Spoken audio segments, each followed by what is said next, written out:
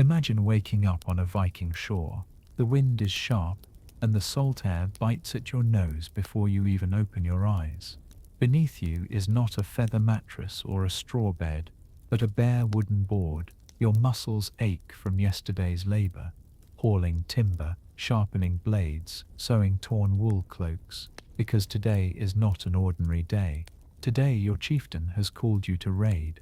Now, before we set foot on the dragon-proud ship, let's pause for a moment. If you enjoy slipping into these strange little corners of history with me, the kind of calm but unsettling journeys where you begin to wonder how anyone survived at all, then take a breath, maybe settle into your blanket, and if you'd like, leave a gentle mark, a like, a comment telling me where you're listening from tonight, or a subscribe if you haven't already. It means more than you know, and it helps me keep rowing this quiet, sleepy boat of history along. Alright, back to the shore. The idea of being a Viking raider is often wrapped in legends of glory, gold and wild adventure. We picture horned helmets, which by the way never existed, and warriors leaping onto foreign shores with axes raised high, their names carved into sagas and songs. But the truth is much heavier, much wetter, and far less glorious. It begins right here, on the cold beach, with the smell of tar and sweat filling your nose, as you and your fellow villagers prepare for what might be the hardest day of your life. The longship awaits you, see it ahead of you.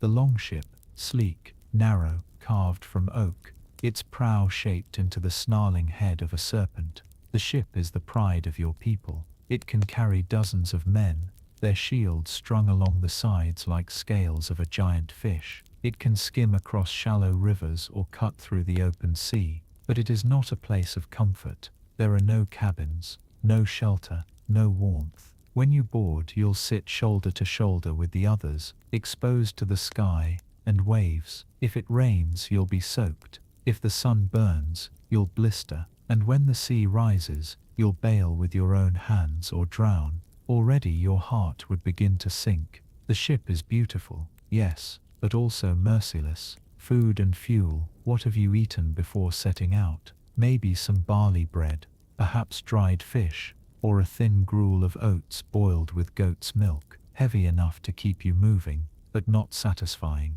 If your chieftain is generous, you might gnaw on a strip of smoked meat. But the truth is, raiding parties do not pack feasts. The space on the ship is too precious. Food will be rationed sparingly, kept in small bags, eaten cold and washed down with water that quickly turns stale inside its barrel. There are stories of raiders so hungry during long voyages that they caught and ate seagulls raw, feathers and all.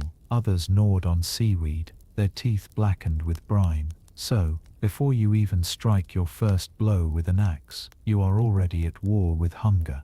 Weapons in your hands, now look down at what you're carrying.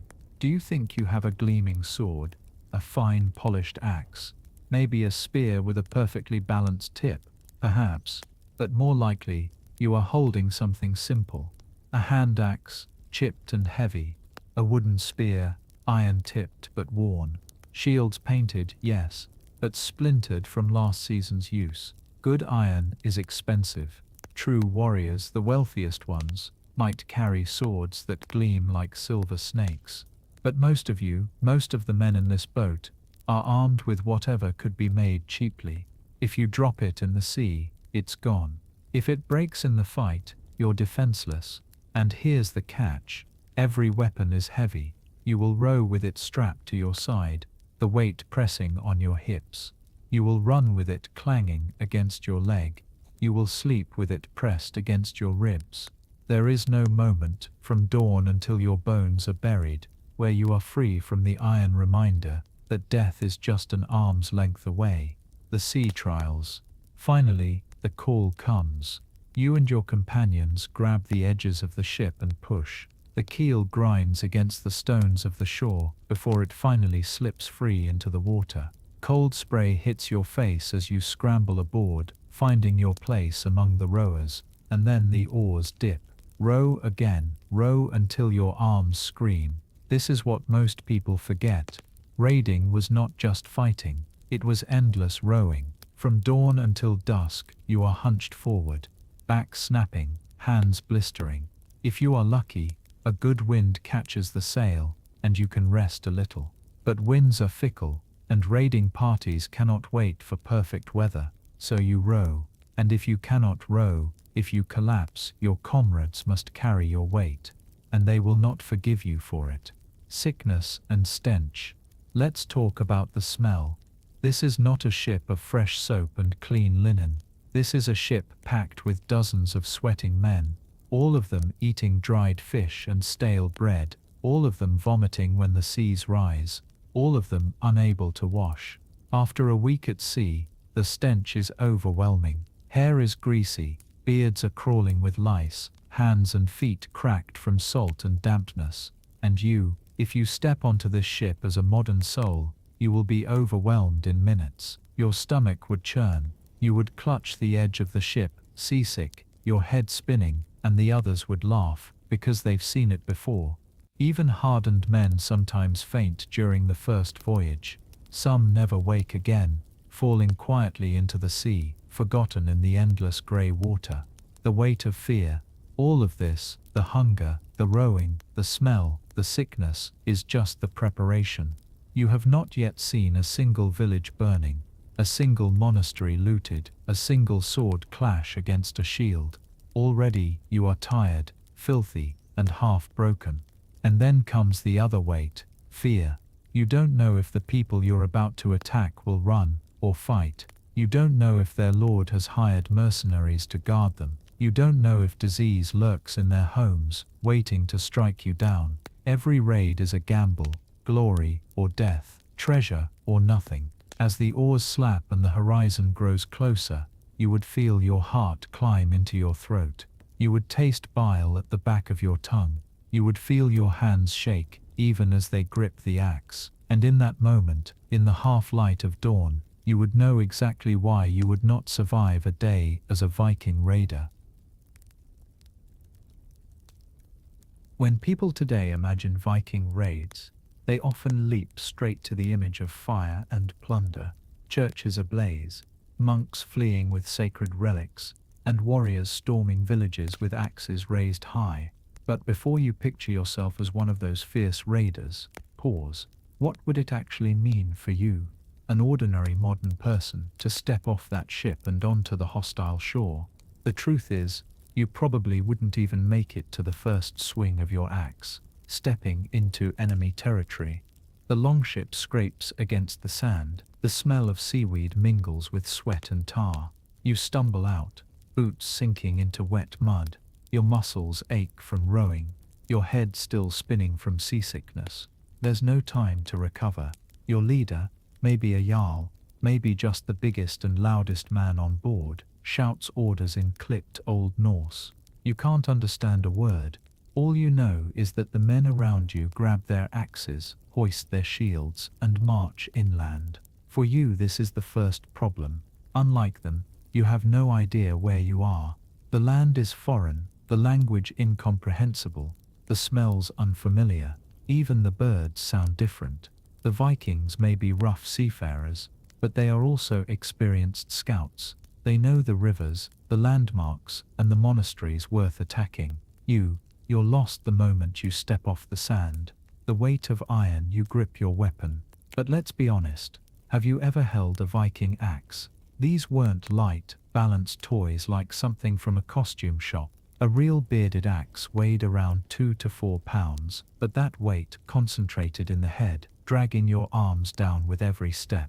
Your shield, that's another 15 pounds strapped to one arm, a round plank of wood covered in leather, rimmed with iron. Try carrying that for hours while trudging uphill, then holding it steady when a hail of arrows comes flying. By the time you stumble into the village, your arms are already shaking. The men beside you, hardened by years of farming, hunting and raiding, swing their weapons like extensions of their own bodies. You're clumsy, slow, already exhausted. The first clash. The village isn't empty, it never is. People run screaming, yes, but some stay to fight. Local warriors, farmers with pitchforks, even monks clutching wooden staffs. desperation can make anyone dangerous. And here's the hard truth: you are not trained for close combat. Vikings drilled with their weapons from youth. Their style wasn't just brute force, it was fast, ruthless efficiency. A quick shield push to the throat, a slice to the thigh, a hammering blow to the head. You, on the other hand, have probably never hit another human being with intent to kill. In the chaos, you freeze. Your brain races: am I really supposed to cut someone down? By the time you hesitate, someone's already swung at you. Your shield takes the blow, but the impact rattles through your bones, your knees buckle. The next strike doesn't stop. The sounds of violence. Forget the clean battles of movies. A raid sounded like hell itself. Screams of panic, the clash of iron on wood, the thud of axes into flesh, fire crackling as huts were torched, and the smell, oh the smell, sweat, smoke, blood, and burning thatch. Your stomach turns before the fight even ends. Most modern people would faint before they swung their weapon twice. For Vikings, though, this was routine. Raiding was as much about terror as it was about plunder. Instilling fear meant villages would surrender quicker next time. But for you, a 21st century soul dropped into this nightmare, the shock alone would break you long before the sword did. Mercy was rare. Suppose you do survive the first clash. You're scraped, bruised, maybe bleeding, but still standing. What comes next is no easier. Because Vikings didn't stop when the fighting was done. They plundered, they enslaved, they killed without hesitation, and the rule of mercy, it barely existed. Villagers begged, children cried, priests prayed, but the raiders rarely spared them. The richer the prize, the harsher the raid. Gold, silver, food, and slaves were all fair game. If you falter, if you hesitate to finish a fight, you're not just risking your life, you're risking your place among the raiders. And to them, a man who couldn't fight was dead weight. You might not die by an enemy's blade. You might die when your own comrades decide you're too weak to be worth keeping. Wounds that don't heal. And what if you are injured? A cut across the arm, a blow to the ribs. In our world today, you'd get stitches, antibiotics, painkillers. In the Viking world, you'd get a rag tied around the wound, and a prayer. Battle wounds weren't just painful, they were deadly. Infection set in quickly.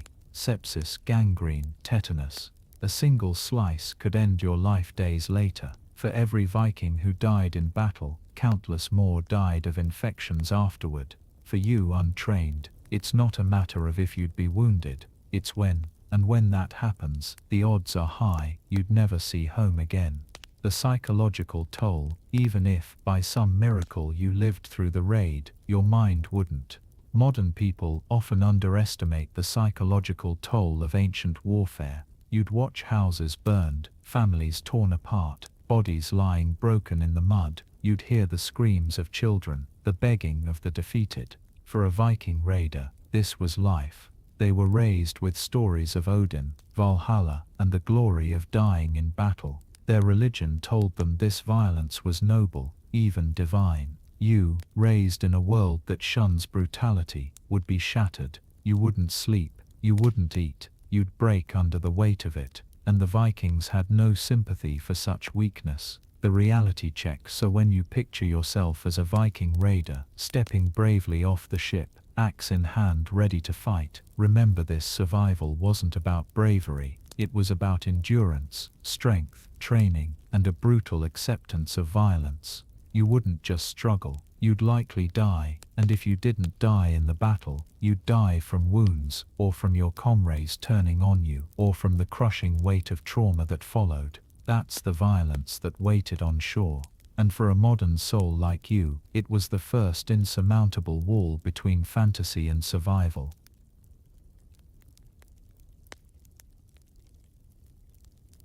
Imagine this. You've already spent hours rowing, your arms like lid, your stomach empty, and your clothes damp with sea spray. Now the shore is in sight, and the next ordeal begins, not with enemies, but with the very equipment strapped to your body. Because being a Viking wasn't just about bravery or bloodlust, it was about hauling an arsenal of iron, leather, and wood heavy enough to crush an ordinary person in the mud.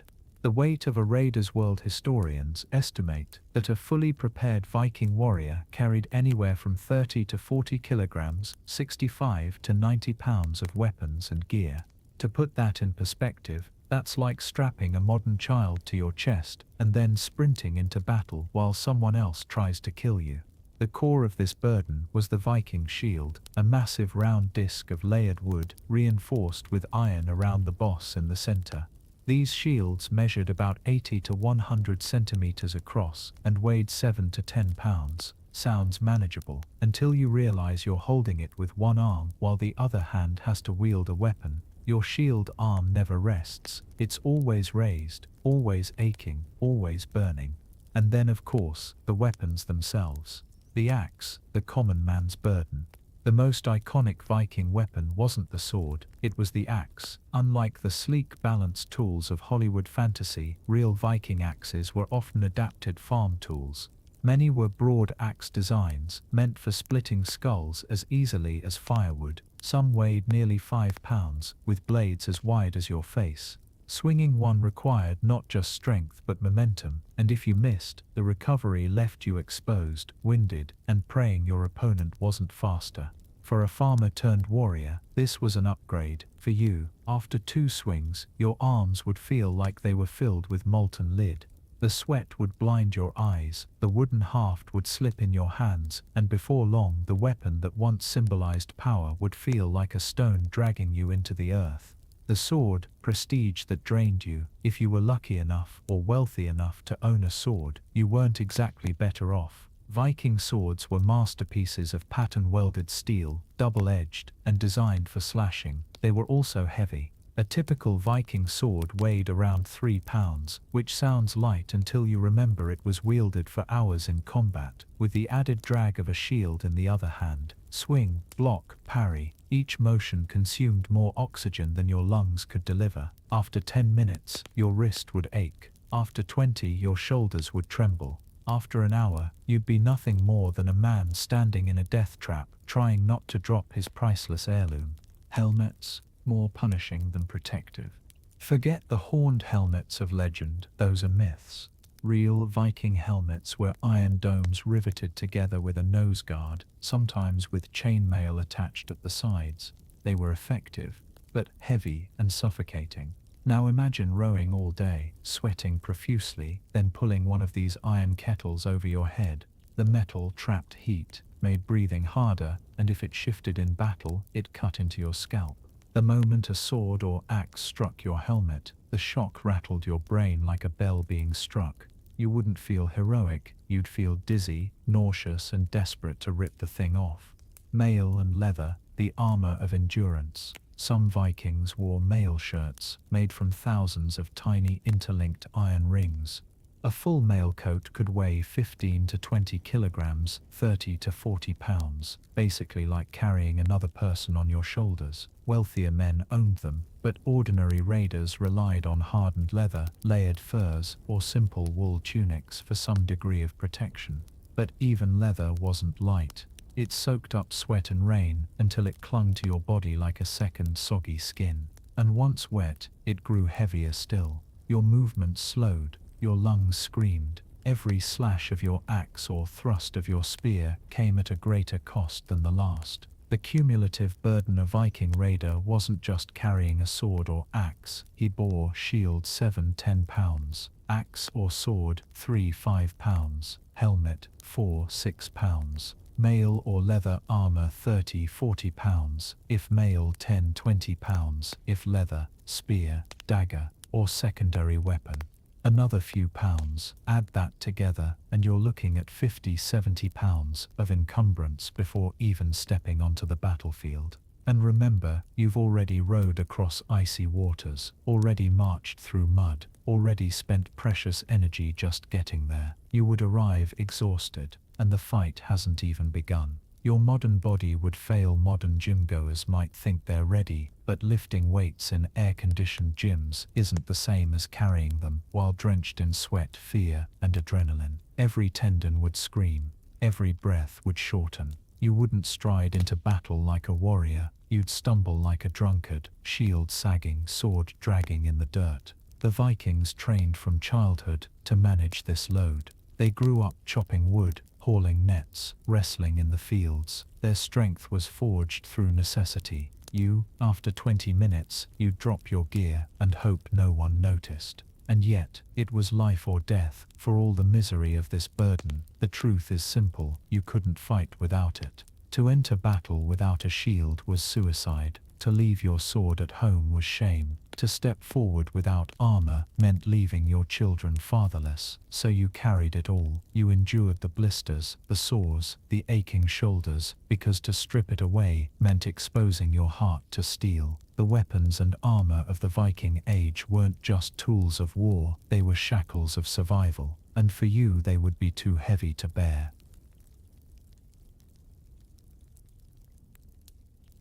Close your eyes for a moment and imagine this. You've already rowed across the sea until your arms are swollen and numb, then fought on shore with weapons that feel heavier with every swing. The battle smoke still clings to your hair. And now, when your body screams for a meal, you realize the next struggle isn't with an enemy, it's with your stomach. Because Viking raiders were not feasting warriors at all. Most of the time they were starving men, clinging to survival on the edge of exhaustion. Food was never certain. The idea of Viking banquets, tables groaning with roast boar, mountains of bread, endless mead, belongs in sagas, not in everyday life.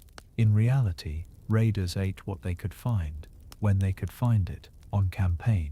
Food was never guaranteed. Villages were raided in part for supplies, but most of the time, you marched and fought on little more than dried fish, hard bread, and sour ale.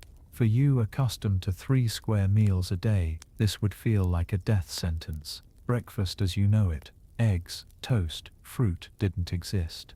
Instead, if you were lucky, you might chew on a strip of dried herring or nibble at a crust so hard you'd need to dunk it in water just to soften it. And that was it.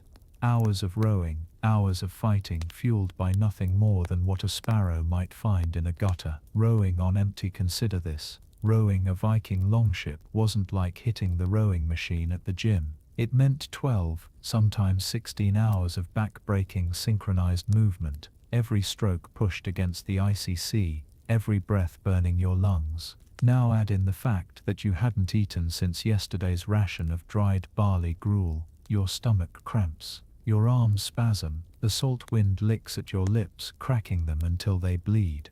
Meanwhile, the men beside you row steadily, trained from youth, hardened by years of lean harvests and hunger. They know what it is to work on nothing but willpower. You do not. After an hour, you would collapse, dead weight on the oar bench, and dead weight had no place on a longship. What passed for meals when food did appear, it was rarely appetizing. Meals for Viking raiders were crude, often boiled into a single pot of pottage, a stew made of grains, vegetables and scraps of meat, endlessly refilled with whatever could be scavenged. Over time, it thickened into a sludge that tasted of rot as much as nourishment. Picture yourself crouched by a smoky fire, spooning up a ladle of this brownish muck. A bone floats in it, slick with fat. The barley is half burned, the onions slimy, the meat gristly and grey. You chew, not because it tastes good, but because not eating means fainting by the next morning, and sometimes, even this stew was absent. In the harshest raids, food came from wherever it could be taken. Raw grain scooped from barns, unripe fruit, snatched from trees, even strips of horseflesh cut hastily during retreat. You ate not to live well, but simply not to die. The ale that wasn't luxury. And what did you drink? Not clean water. Streams and wells could be fouled with waste, disease, or corpses after a raid. Instead, you drank weak ale, a watery brew that provided calories and was less deadly than stagnant water. Children drank it too, but don't picture foamy mugs and roaring laughter. This ale was sour, thin, and endlessly repetitive. After days at sea, its taste clung to your tongue like mold. Your body craved fruit, vegetables, vitamins. Instead, It received the same endless cycle of barley mash and dried fish. You grew weaker, slower, more brittle with every passing day. The psychological toll of starvation. It wasn't just your body that broke down. Hunger gnawed at the mind. Longships could drift for days without landfall, storms keeping them from shore. Supplies ran out quickly. Men became irritable, paranoid, prone to violence over scraps. Imagine sitting among them, your stomach howling, your lips cracked, your hands shaking. A comrade pulls a strip of dried meat from his pouch. Every eye in the boat fixes on it. He chews slowly, savoring the bite, while you swallow your own saliva, your heart pounding with envy. Hunger makes you animal. You'll think of stealing, of striking, of anything to silence the emptiness. And in that moment, you understand why raids were so brutal. Hunger sharpens cruelty. Diseases of malnutrition and hunger wasn't the only problem. With poor diet came disease. Lack of vitamin C meant scurvy, gums swelling, teeth loosening, skin mottling with bruises. Protein deficiency led to wasted muscles. Infection thrived in bodies too weak to resist. For modern you raised on balanced diets as collapse would happen fast. After a week, you'd feel faint. After 2, your joints would ache, your vision blur. After 3, you'd be unable to swing an axe at all. The very tools of raiding would slip from your hands. Luxury was only for some, yes. Sagas speak of feasts, whole roasted pigs, honey-sweet mead, roasted goose fat dripping onto bread. But those were celebrations, not daily fare. Only the wealthiest jarls and kings dined like that. And even then, not every day. For the common raider, meals were functional, joyless, and often stolen. And as an outsider, weak and untested, you wouldn't even get the best scraps. You'd get the bottom of the pot, the gristle, the moldy bread, the stale ale. To Vikings, food wasn't shared equally, it was earned. And you hadn't earned anything. The final blow, fighting on empty now. Imagine returning to shore after days of hunger. You stumble into battle, belly aching, legs trembling. Each swing of your axe is clumsy. Each lift of your shield burns your arm. The man across from you, a farmer defending his home, may be just as hungry, but his hunger is familiar, woven into his life since childhood. Yours is alien, unbearable, distracting. You fight poorly, you lose focus.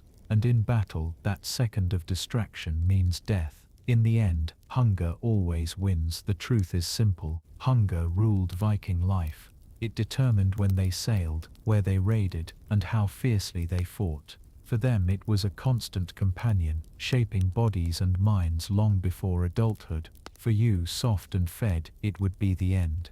You wouldn't survive the hunger of raiders. You'd collapse on the oar bench, starve by the fire, or fall in battle too weak to lift your shield. And your comrades wouldn't pity you. They'd leave you in the mud and march on, bellies growling, eyes fixed on the next chance at food.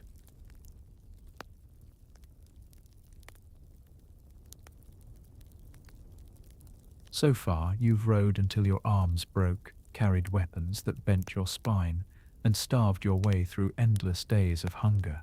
But even if you somehow managed to survive all that, your next battle isn't with an enemy. It's with your own body. Because life as a Viking wasn't just bloody, it was filthy, infected and crawling. The illusion of Viking cleanliness. Let's clear something up first. There's a popular claim that Vikings were unusually clean for their time, that they bathed once a week and terrified medieval Europeans with their hygiene. Compared to medieval peasants, this had some truth. Archaeologists have found combs, tweezers, and even ear spoons in Viking graves. Grooming mattered. But don't let that fool you. Bathing once a week didn't mean spotless. It meant lowering yourself into a wooden tub of lukewarm water filled with smoke, ash, and probably lice. And that was at home. On a raid, weeks could pass without a single wash. Sweat, mud, blood, and fish guts caked onto your skin until you smelled less like a man and more like a rotting midden heap. You'd last about 2 days before your skin started crawling and your sanity crumbling. The constant companions, lice, fleas and worms. Viking clothes weren't changed often.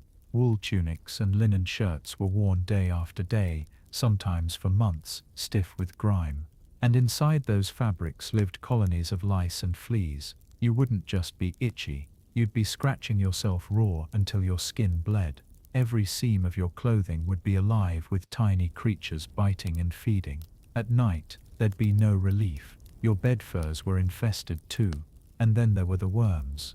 Parasite eggs have been found in Viking latrine pits, evidence of tapeworms, roundworms, whipworms. These spread through undercooked meat, dirty water, and poor hygiene. If the hunger didn't get you, these parasites would. You'd grow bloated, cramp-ridden, and weak. Your belly would churn, not from fear, but from things wriggling inside it. Battle wounds that never healed. Imagine you're cut in battle. Today, you'd disinfect, stitch, and heal. Back then, you wrapped it in a dirty rag and hoped infection set in fast. Wounds festered with pus, turned black, and crawled with flies. Even small cuts from wood splinters or fishing hooks could lead to sepsis, a slow, fevered death. One Viking skeleton studied by archaeologists shows evidence of a leg wound that became infected so severely, the bone itself began to rot. Without antibiotics, survival was a coin toss. The stench of everyday life, and all of this lived under the umbrella of smell. Imagine a longship packed with 40 men, unwashed bodies, lice-ridden clothes, fish rotting in barrels, buckets of human waste sloshing in the corner. The air was hot, wet, and suffocating. Your nose would revolt, your stomach turn, your mind rebel against the endless stench. And yet, for Vikings, this was normal. Their senses adapted. Yours would not. You'd gag, vomit, and probably be tossed overboard for weakness. The myth of invincibility. The sagas speak of warriors who lived like gods, but their bones tell another story. Arthritis, infections, abscessed teeth, malnutrition, broken bones healed crooked. Life expectancy was low, 35 to 40 years, often cut short by disease. You wouldn't survive it. Not the lice, not the worms, not the festering cuts or the reeking clothes. The parasites would own you, draining your strength until you couldn't even lift your shield. And the worst part, there was no escape. You couldn't strip off your tunic, it was all you had. You couldn't refuse the food, it was your only chance to live. You couldn't demand medicine, it didn't exist. Disease, dirt, and parasites weren't exceptions in Viking life. They were constants, and for you, they'd be the end. Long before the sword or axe cut you down, you'd be undone by a flea, a worm, or a fever rising from a simple scratch. You've survived the hunger, the lice, the worms, and the ore bench. Your body is already a wreck. But now comes the part that modern people never truly imagine surviving. Not the swords, not the arrows, but the mind itself. Because being a Viking raider didn't just test your strength, it tested your sanity. And you, raised in a world where therapy exists, would never last a day inside the head of a Viking. A life built on blood. Let's start with the obvious. Violence wasn't rare in the Viking world. It wasn't the exception. It was the foundation of their society. Raiding was not just about loot, it was about reputation, survival, and proving yourself in the eyes of your peers. And proving yourself meant spilling blood. For you, killing another human being would leave scars you'd never shake. For them, it was a rite of passage, but even they weren't invincible to its weight. Archaeological studies of Viking skeletons reveal the brutal truth. Healed skull fractures, shattered bones, deep blade wounds that scarred into crooked patterns. These weren't movie scars, they were daily reminders of lives lived through endless conflict, and the men who bore them carried something else. The invisible scars inside. Witnessing death up close. Picture this. You're standing on a muddy shoreline, smoke rises behind you from burning huts. A farmer lies at your feet, his blood soaking into the soil. His wife screams from the doorway, his children cling to her legs, wide-eyed, terrified. And you are expected to do more than just kill the man. You are expected to terrify the entire village into submission. Could you do it? Could you look into the faces of children and still swing the axe? A Viking would, because hesitation didn't just risk dishonor, it risked death. Show weakness, and your comrades would lose trust. Show mercy, and you might not be invited on the next raid. For a Viking, cruelty was currency. For you it would be the breaking point. The rituals of fear violence wasn't only about winning, it was about sending messages. Entire raids were designed not just to seize food or silver, but to instill terror that spread far beyond the village being attacked. That's why raiders sometimes tortured captives, dragged people away in chains, or staged executions in front of survivors. It wasn't random sadism, it was strategy. Villages that heard these stories would panic at the sight of sails on the horizon. But imagine living with that on your conscience.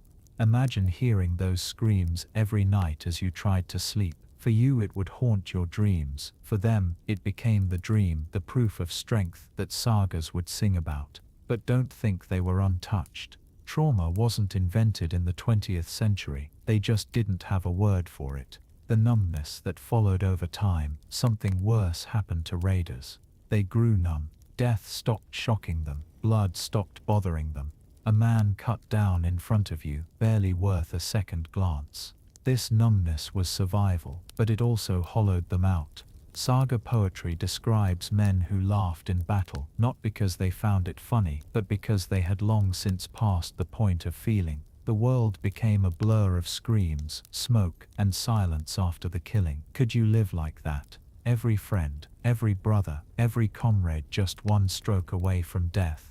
Your mind would crack under the pressure. Theirs cracked too. They just didn't stop to talk about it. The ritual of berserkers.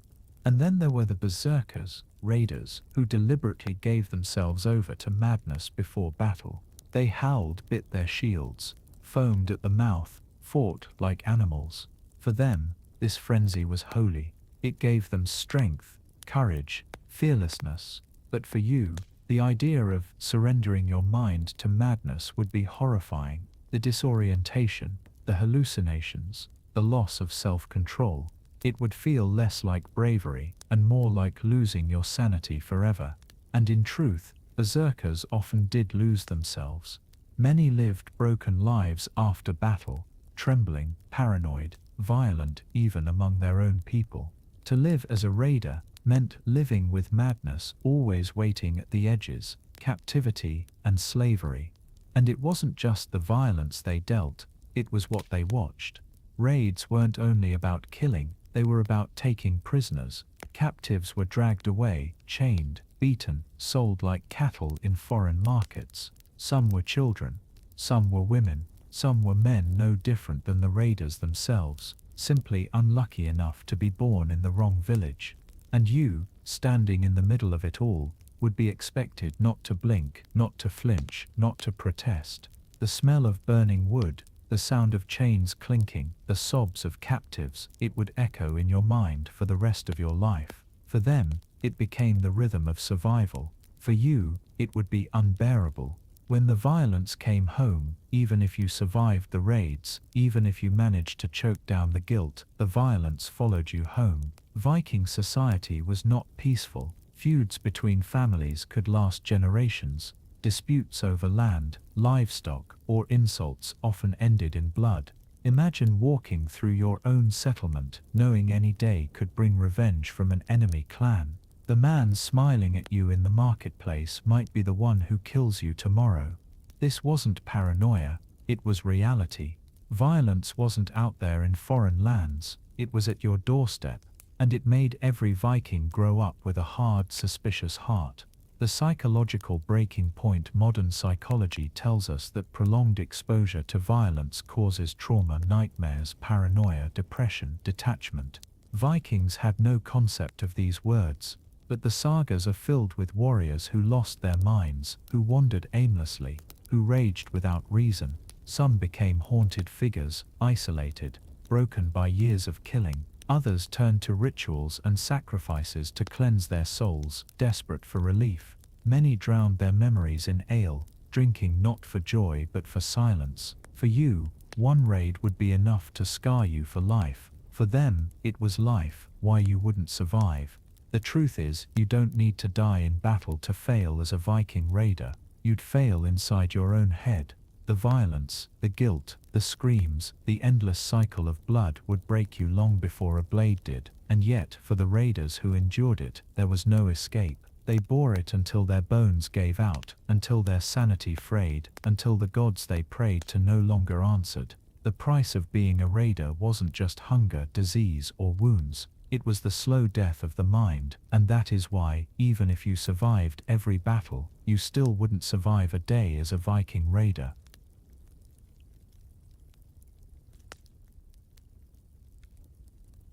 You've endured the lice, the hunger, the madness, and the screams. But now, you must face the Viking raiders' most unforgiving battlefield, not the village, not the sword, but the sea itself. For all the sagas, all the boasting, all the tales of daring men steering dragon-headed ships into foreign harbors, the truth is this: the ocean killed more Vikings than swords ever did. And if you climbed aboard one of their longships, you'd be lucky to survive a week, let alone a single day. The longship illusion. Viking longships were marvels of their age, shallow drafts that could slip up rivers, sleek frames that could skim over waves, and sails that turned planks of wood into terror on the horizon. They were fast, flexible, and intimidating. But to you, they'd be nothing more than wooden coffins. These ships were not built for comfort. They were not built for warmth. They were not built to protect. They were built to endure, and for the raiders inside, that endurance came at a brutal cost. There were no cabins, no shelter, just open decks exposed to wind, rain, sleet, and the merciless spray of seawater. 40 to 60 men, shoulder to shoulder, backs hunched over oars, faces stung raw by salt and cold. You, wrapped in damp wool and already shivering, would begin to pray for land within the first hour. The cold that never ended. Forget the Hollywood idea of heroic Vikings laughing in the spray of the sea. The North Sea was not a playground. It was a graveyard. The water stayed icy year-round, cold enough to paralyze within minutes if you fell overboard, and you would fall overboard. Oars slipped, decks were slick, men were shoved in fights or storms. If you went in, there was no rescue, no lifeline, no one turned the ship around. You were gone. But even if you stayed aboard, the cold was relentless. Salt water soaked through wool and fur, leaving clothing stiff and heavy. Fire wasn't an option on the open deck. There was nothing but wet timber and rope. Nights were worse, damp air settling into your lungs, mist seeping through the planks beneath you.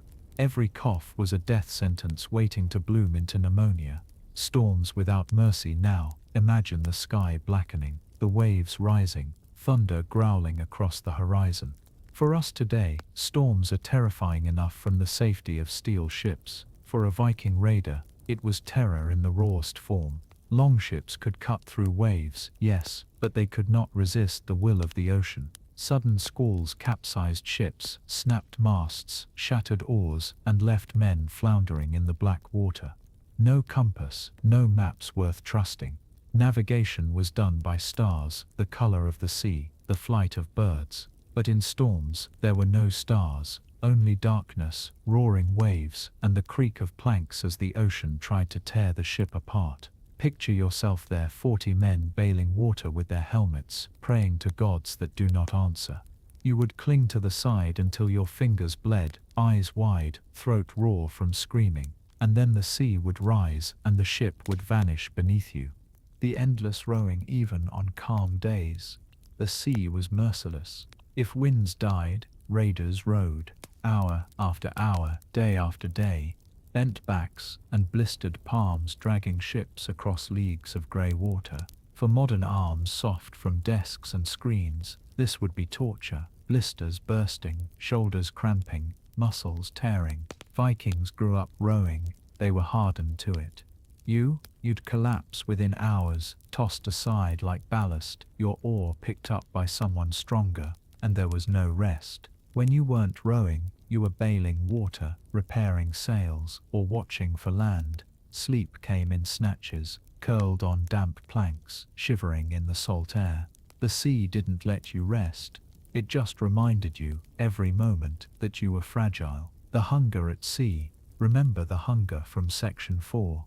At sea it became worse. Food was dried fish, hard bread, and ale stored in barrels that quickly soured. Water was brackish, stored in skins that went slimy with mold. Many raiders starved before they ever reached their target. Others grew too weak to fight once they arrived. The sea drained not just their bodies but their spirits.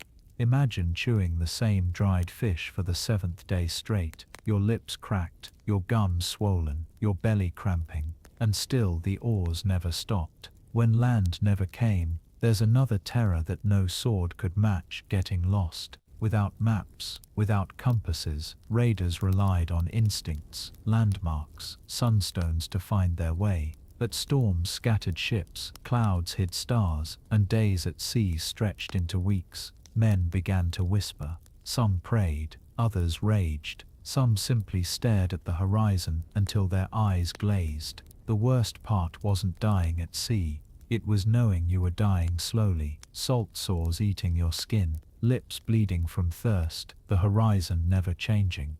You'd lose your mind long before your body gave up. The gods of the sea for Vikings. The ocean was alive, a living god, a vast beast that swallowed ships and men whole. They told stories of Jomungandr, the world serpent lying beneath the waves, waiting to strike, of Aegir, the sea giant, dragging men to his halls beneath the surf. These weren't just myths, they were ways of explaining the deaths they saw every year. When a ship vanished, when a brother drowned, when screams carried into the black waves, the gods had taken them, and in a way, the gods were merciful, because the sea itself gave no reason, no explanation, just silence. Why you wouldn't survive. If hunger didn't kill you, the cold would.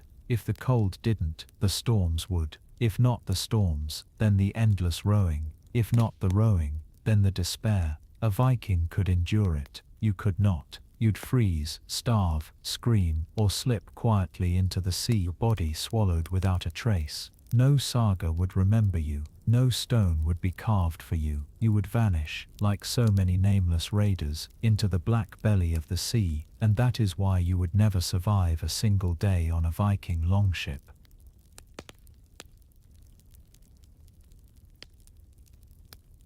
You've survived the sea, or at least you think you have.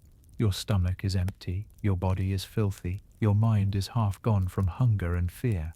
The coastline finally rises ahead, green fields, wooden huts, smoke curling from chimneys. It looks almost peaceful, almost worth the misery of rowing. But here's the part sagas often skip.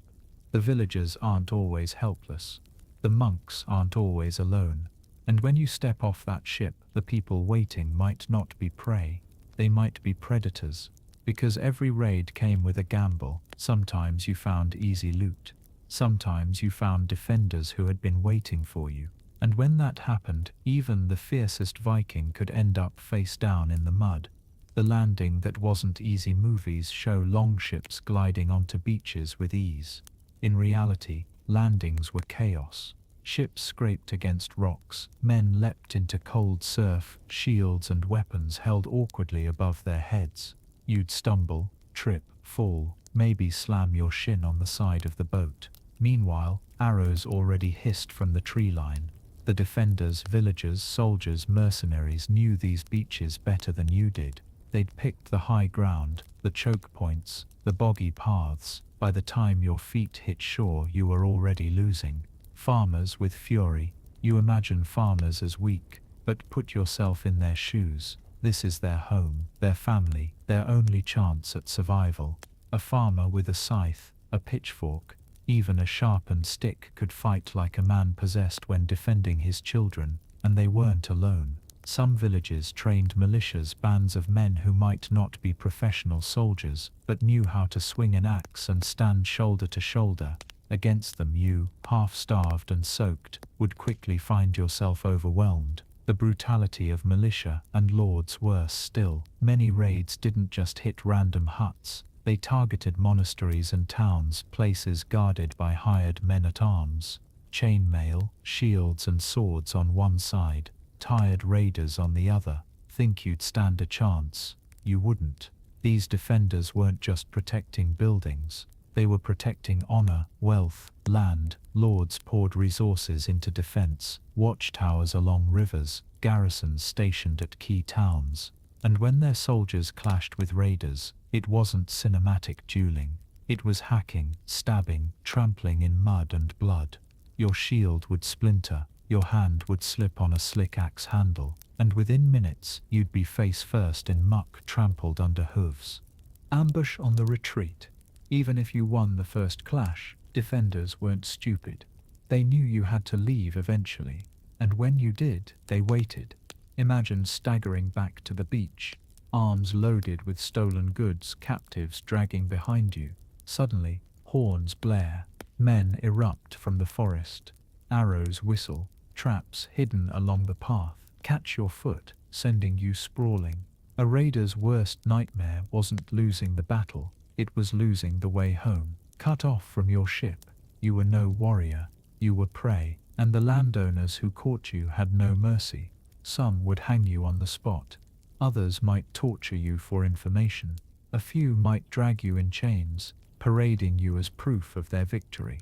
The sheer noise and chaos, picture it not as a tidy duel but as deafening chaos. The clamor of steel, the shouts of men, the shrieks of the wounded. Smoke stinging your eyes, mud sucking at your boots, blood slippery underfoot. You wouldn't know who was friend or foe, you'd swing blindly, panic rising, as you realized your comrades were falling faster than the defenders. The smell, sweat, blood, fire, waste would gag you, and the weight of terror, heavier than any axe, would pin you in place. When heroes died like dogs, sagas remember heroes, but archaeology remembers something else. Raiders cut down in fields, buried hastily, their weapons broken beside them. Many died not in glorious single combat, but from a farmer's pitchfork, a stone from a sling, or an arrow to the back. Your own saga would end in seconds, mud in your teeth, an unfamiliar voice screaming above you, a blow splitting your skull. You'd never make it home. You'd never see the loot you'd dreamed of. Your name would vanish, one of countless bones feeding the soil. Why you wouldn't survive, so let's be clear, you wouldn't survive because defenders weren't always defenseless. You wouldn't survive because a farmer with nothing to lose is more dangerous than any raider. You wouldn't survive because raids weren't clean or simple. They were mud, fire, screaming, and traps. And the worst part, even if you survived this clash, you'd carry its weight forever. The wounds, the fear, the memories of friends cut down beside you. Because raiding wasn't just about loot, it was about gambling with your life every single time. And the house, the land, the sea, the defenders almost always won.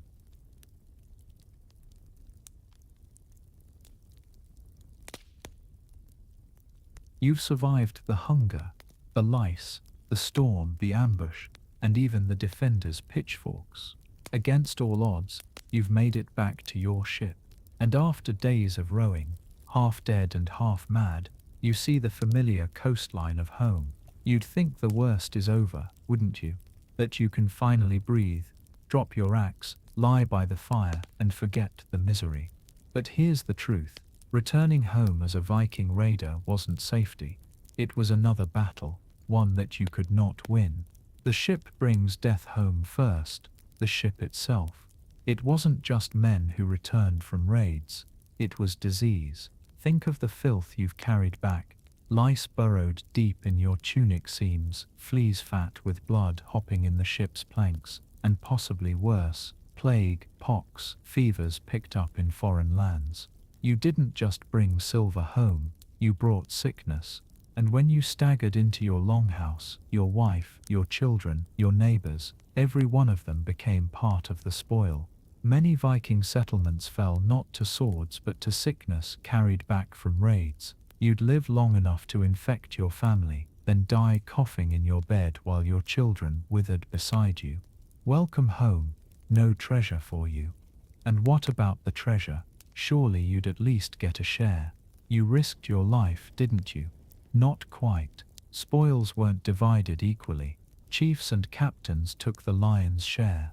Trusted warriors and berserkers were rewarded, and you, the half-starved nobody clinging to your one dented shield, might get a handful of coins, or nothing at all. Some raiders came home poorer than they left, the only reward being scars and nightmares.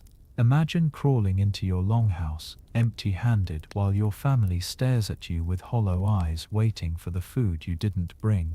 Their disappointment would cut deeper than any sword. Feuds waiting at home. Viking life was ruled not just by raids but by feuds. Honor was everything. If you killed a man abroad, maybe no one cared. But kill the wrong man, or insult the wrong family, and when you came home, there'd be blood waiting. Brothers of the slain demanded vengeance. Neighbors demanded repayment. A careless word could ignite years of feud. And blood feuds didn't end with apologies. They ended with another axe in the skull. So as you staggered through your village, you weren't greeted with cheers. You were watched, weighed, judged. And if you'd made one wrong move in your absence, you might not live to see the next raid. The hunger of home. Even without feuds, home was no paradise. Viking farms were fragile things, forever at the mercy of weather. Crops failed. Livestock died. Winters bit hard. So when you arrived home, you didn't sink into plenty. You returned to the same hunger, the same smoky longhouse filled with coughing children and empty bowls. And now you had one more mouth to feed, your own, after months of absence. Your family might resent you. You left them to suffer while you chased silver, and if you came home empty-handed, their suffering grew worse. Imagine the silence around the fire, your children gnawing on bark bread while your wife's eyes bore into you. The wounds that never healed, every scar you earned on raids came back with you. An arrow wound festers. A sword cut never stops aching.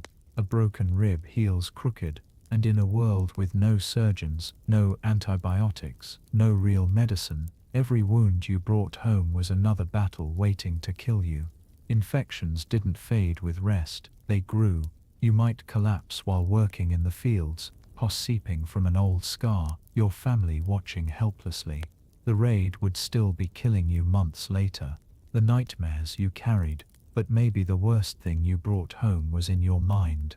You'd seen men burned alive, children dragged screaming, comrades drowned, friends gutted, and at night, those memories didn't sleep. They sat at the foot of your bed, whispering. You'd wake gasping, eyes darting, heart hammering, sweat pouring. Vikings didn't have a word for trauma, but they lived it. Men drank themselves numb. Others raged at wives and children, taking out fury on the only people who couldn't fight back. Some simply walked into the sea and never returned.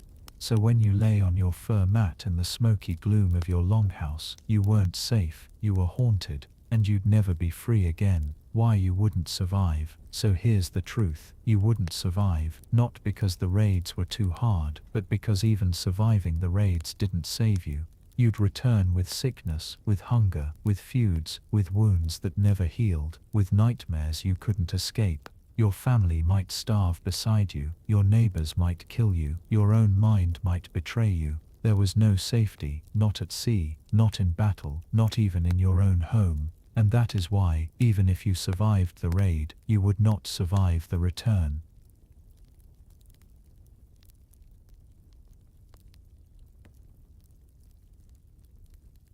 You've endured the hunger, the lice, the storms, the ambushes, the sickness at sea, the defenders on land, and the misery of returning home. Somehow, you've survived what almost no raider ever did, an entire cycle of life and death at sea. But there's one last promise left, the myth that kept men rowing through fear, marching into fire, and charging against impossible odds. Valhalla, that golden hall where warriors feasted with the gods, where every wound healed at sunset, where the ale flowed forever, and the fighting never ended. It was supposed to be the reward for all the pain, all the terror, all the misery. But here's the secret sagas rarely whisper, you wouldn't survive that either. Because Valhalla, as most people imagine it, wasn't real.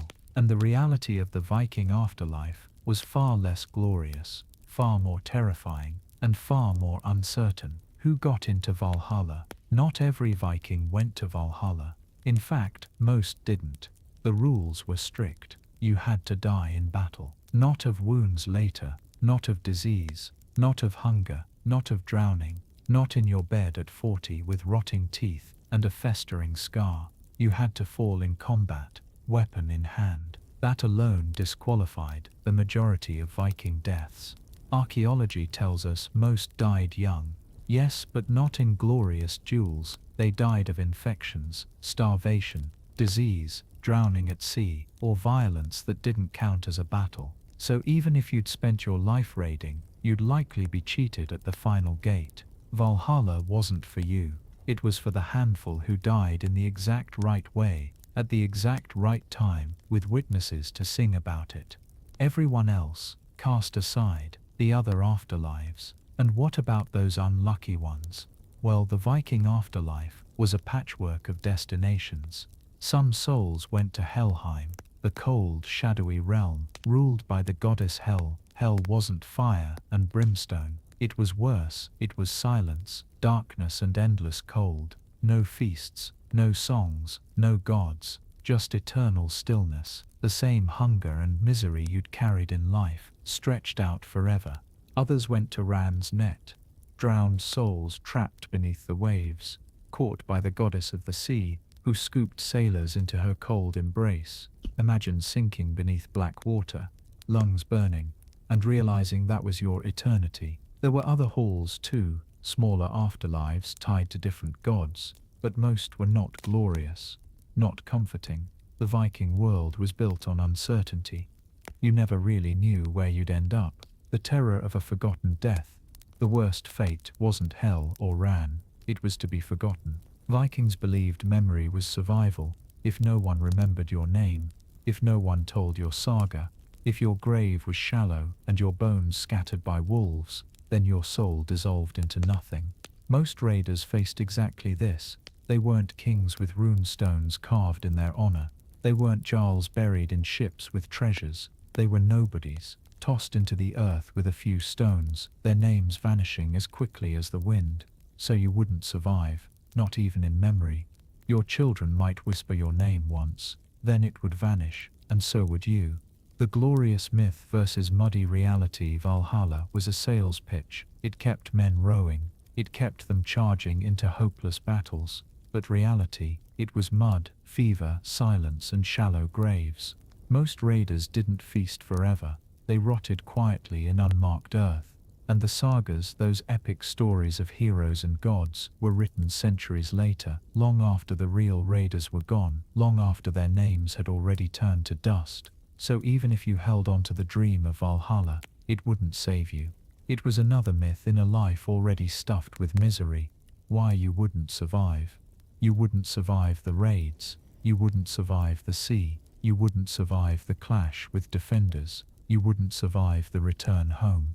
And you wouldn't survive death either, not in the way you dreamed. The Viking life was a gamble where every roll of the dice was rigged against you. The gods didn't care, the seas didn't care, the land didn't care, and even if you fought, even if you killed, even if you burned villages and carried home silver, none of it guaranteed you more than silence in the grave. So when you hear the word Viking, when you picture longships slicing through waves and warriors roaring into battle, remember this: you wouldn't last a day, not one. And even if you somehow did, Valhalla wouldn't take you.